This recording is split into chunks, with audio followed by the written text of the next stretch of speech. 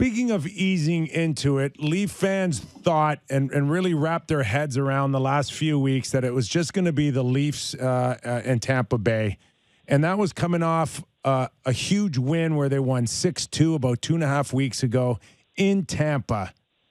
And yet last night has been a bit of a curveball for a lot on the old saying, be careful what you wish for. What did you make of last night's game against the Leafs in Tampa?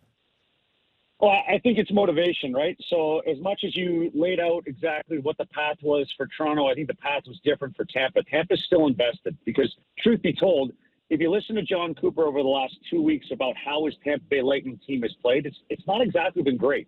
They've kind of still sought out their identity in some of these games. In games, they haven't even shown up. So John Cooper is generally a pretty positive guy. And you've heard him talk about the fact that this team has had a negative effect in terms of where they're headed into the playoffs. So I think there's a little bit of a panic in the Tampa locker room, knowing that in the same state currently, the Florida Panthers seem to be a juggernaut in the East, and that, two-time defending Stanley Cup champions aren't exactly not limping across the line, but they're not just blowing the doors off. So I think there was a little urgency to their game. That being said, I would pay attention to the fact that this Tampa team is lethal. That on the tip of the hat, they can change how they play, a little injection of confidence, and they're back to being an elite team in the National Hockey League. So if I'm Toronto currently, and I'm a coaching staff or a management or I'm even a leadership group, to this locker room, I'm trying to package this as a complete throwaway game. Nothing to learn from. Nothing you want to lean on. It just happens. It's a course of the season, and I wouldn't dwell on it. But I would be aware that Tampa could be, something to deal with. Well, how do you reconcile how their season is gone versus all the talent on the team? Because, I know, you're digging into the odd numbers thing here and there. Tampa's numbers aren't through the roof, defensively or offensively, 8th, 9th, 10th. They're not, they've been raging in first place in the past and scoring goals.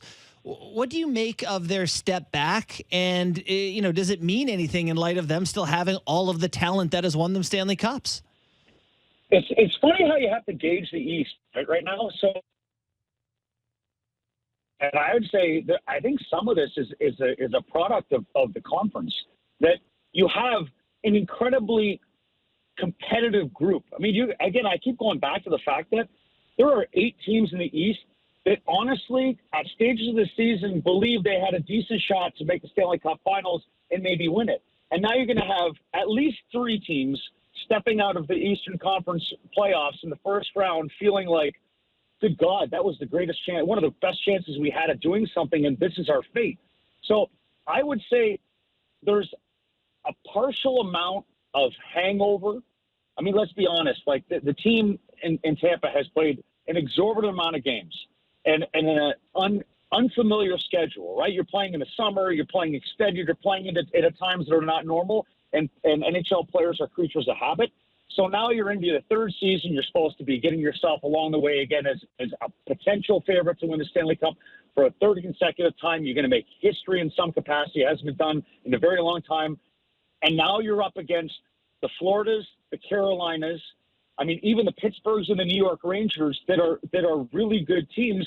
You got Toronto's it is a deep conference. So I wouldn't judge any team in the East solely by their individual performance. I would look at the fact that there's attrition going on. There's not just physical, but a standings attrition of you have to account for the fact that there are some really good teams that on given nights you're just going to have to accept it's not your night and they're going to take it from you. Well, the narrative since 15 years now is parity. The salary cap brought parity. And yet I've never seen before teams lock in their playoff spots in November. And I'm just wondering at certain points, every one of these 8 teams that have been locked in for over half a season now have stumbled a little bit here. Can we connect the dots here? Well, I would say some of the stumbling happens.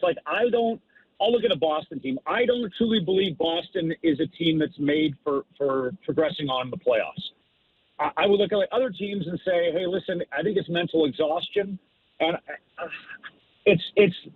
we've all played. There are stages of the season inexplicably that you go through a dry patch. Generally, it happens in the doldrums of February and into March, where you're trying to find your motivation and the repetition of going to the rink every single day, and you don't see the light at the end of the tunnel. And as you start to see, maybe there's some urgency in the standings, or you're getting closer to playoffs, you have that internal kind of excitement that's elicited. You start to feel really good about your game again, and you ramp up for the playoffs. I can't explain why some of the teams are struggling, but again, it's so good in the East. If I'm someone marketing the National Hockey League, a lot of things are working in my favor. For the American team, for American broadcasters who have the rights right now, you have ready-made key matchups. You don't have to wait for the conference finals to be interested. Everything in the East interests me. Then you have, not just the marketability of the players that are involved in the playoffs, right? So even, I haven't even mentioned Washington afterthought, right? So now we're looking at the fact that we've got scoring up. It seems like there's tons of scoring. I'm sorry for all the motorbikes going by as I'm sitting here talking on radio. But like I said, there's so much about this game that I think we're anticipating happening in the playoffs, that there should be a level of excitement over the entire product of what the league's going to have to offer from the first round, not having to wait into the second and mainly third rounds.